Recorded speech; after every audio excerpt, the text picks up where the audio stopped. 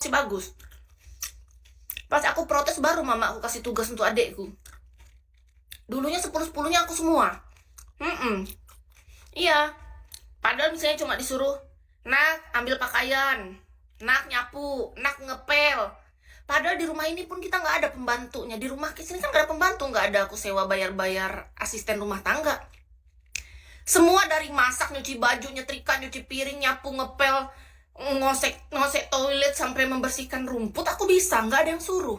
Bahagia hatiku. Ternyata dulu yang bikin aku dongkol karena aku rasa anak mamaku ada 4, tapi yang disuruh aku terus. Lama-lama aku protes. Kalau awal-awal aku nggak sadar kak, aku tuh orangnya lambat sadarnya. Pas sudah aku rasa capek baru aku mikir, loh aku punya adik. Aku bilang, kenapa aku terus ya? Iya, aku baru sadar adekku udah besar kan, beda. Kalau adeknya masih kecil, kan adeknya, misalnya aku nih, orangku sama adekku cuma beda 2 tahun kok. Misalnya aku kuliah semester berapa, dia udah SMA. Besar. Yang terus adek yang nomor 3 lagi bedanya 2 tahun dari yang itu. Berarti kan misalnya dia SMA kelas 3, adekku yang satu kelas 1 SMA. Udah besar dong. Logikanya jalan otak kita. Pas aku kuliah baru sadar. Jadi waktu awal-awal dulu masih kecil, lama nggak sadarnya kak. Dari ku TK sampai ku SD sampai ku SMP kan aku semua. Sampai aku SMA belum sadar. Pas ku kuliah baru ku tersadar. Ih, kok capek ya? Baru sadar. Kan mamaku nggak ada pembantunya di rumah. Jadi aku rasa-rasa aku ngerjain semua. Aku bilang lah sama mamaku, mah, kok lama-lama aku capek ya? Kok adek-adek nggak ada tanggung jawabnya? Pas kita ngomplain, baru adeknya dikasih kerjaan. Oh iya nak, nanti biar kita kasih bagi satu untuk kerja adekmu yang ini yang paling ringan karena dia paling kecil. Adekmu yang ini kerjaannya. Jadi gini, misalnya di rumah ada kerjaan 10. Adekku ada 3. Yang anak kedua dikasih 1. Yang anak ketiga dikasih 1 tanggung jawab. Yang anak keempat dikasih 1. Pegang 1 semua. Jadi aku 7-nya masih pegang. Awalnya 10 semua aku bertahun-tahun. Buset.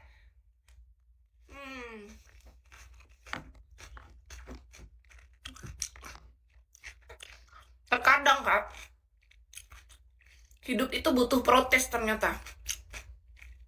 Kalau enggak, orang bisa menganggap, oh dia nyaman aja, dia suka aja ngelakuinnya.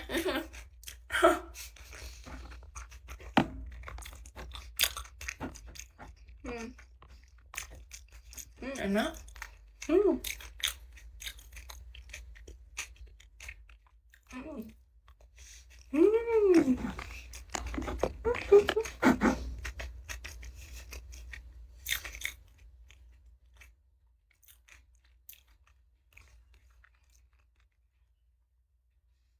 Kentang.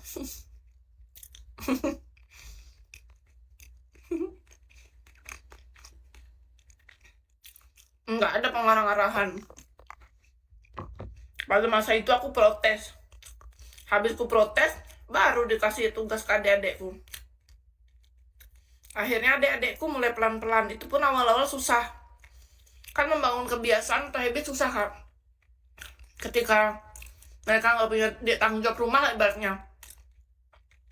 Karena kerjaan rumah kan gak ada yang pegang. Siapa lagi yang diharap? Kalau bukan orang yang ada di rumah itu kan. Sama kayak di rumah ini. Dipikir rumahnya bisa kita sulap. Bangun pagi, ku bawa sulap langsung ku bilang tring, tring, semua langsung bersih, kilauan, hilang semua debu. Baju udah kecuci, udah kesetrika, kejemur. Hebat kali. Makanan udah tersedia. Emang kita tuan putri. Amin ya. Apa hal suatu saat. Makasih Kak Putra. Suatu saat kita beneran jadi tuan putri ya.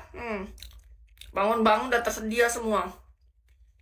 Tinggal menikmati aja. Duduk manis. Selayaknya tuan putri di kerajaan. Amin.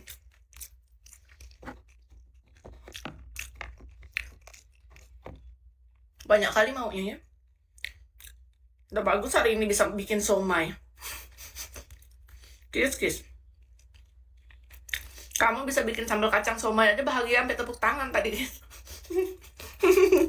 Amin ya. Gimana tahu rezeki. Tiba-tiba aku kehidupanku selayaknya tuan putri. Itu kan gak pernah, walaupun dalam hidupku belum pernah terbayang sih.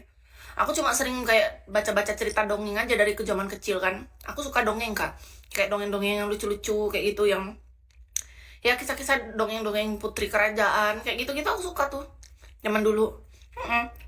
Tetap bersyukur, iya kak Bayu, kalau masalah bersyukur bersyukur. Aku bikin ini aja bumbu kacang sampai tepuk tangan aku gara-gara aku berhasil buat sampai minyaknya naik itu tadi. Hmm, sebahagia itu aku. Karena bahagia aku tuh sebenarnya receh kak, beneran. Kadang omonganku keras itu cuma supaya orang paham aja.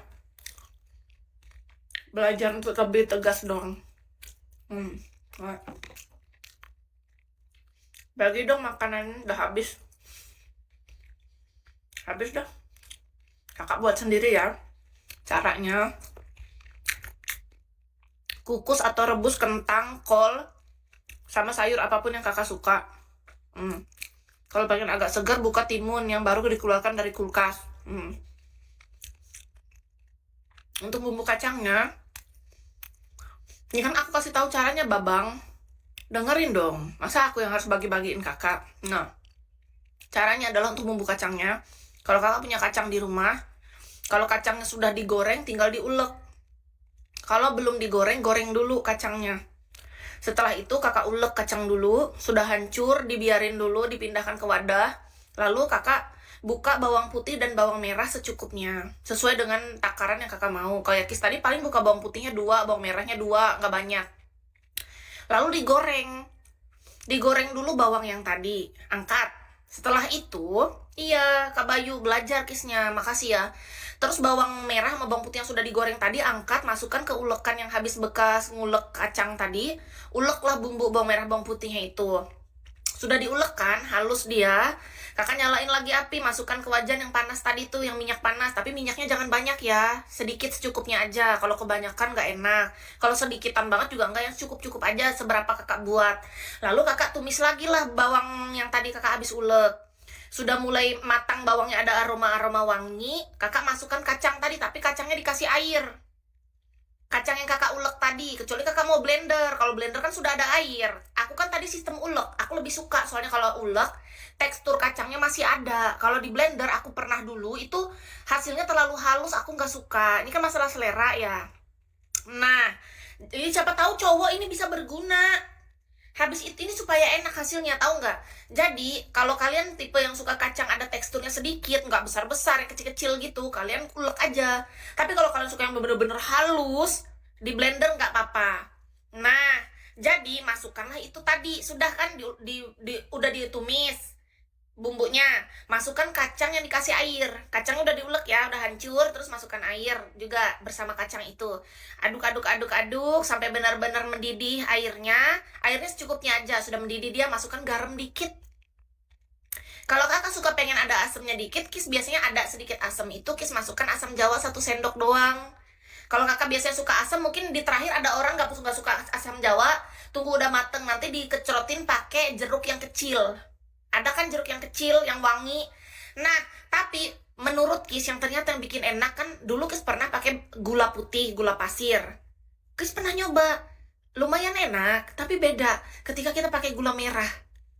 Ini Kis pakai gula merah, makanya lebih enak ternyata. Ternyata kuncinya adalah di gula merah itu. Jadi untuk memaniskannya, kita kasih gula merah. Kalau kakak pengen asam yang biasa, pakai aja asam jawa. Asam jawa itu asam makanan itu loh, dikasih air dikit, masukkan 1 sendok atau 2 sendok doang sesuai kebutuhan. Tapi kalau kakak nggak suka asam yang itu, kakak pakein jeruk nipis di terakhir nanti, gitu. Enak betul kak, rasanya. Beda kak, pakai gula merah. Aku pernah soalnya pakai gula pasir, beda.